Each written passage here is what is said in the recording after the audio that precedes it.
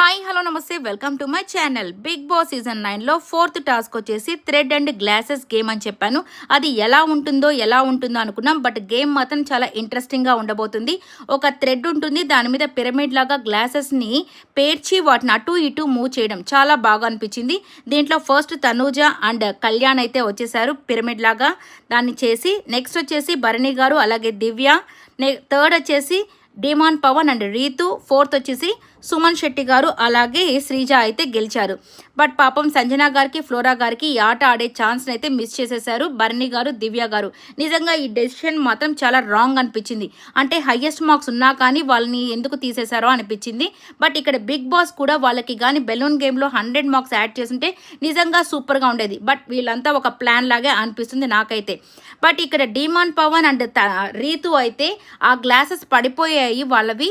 So ఇక డిమాన్కి అయితే చాలా కోపం వచ్చేసింది. ఎందుకు ఒక గ్లాస్ పెట్టడంలో ఇంత ఫాల్ట్ చేసావని రీతునైతే కొద్దిగా అరిచేశాడు. ఇక ఈమైతే ఏడుస్తూ చేరింది. చూడాలి వీళ్ళిద్దరి యొక్క పర్ఫార్మెన్స్ ఈరోజు ఎలా ఉండబోతుందో అని. ఈ వీడియో నచ్చినట్లయితే లైక్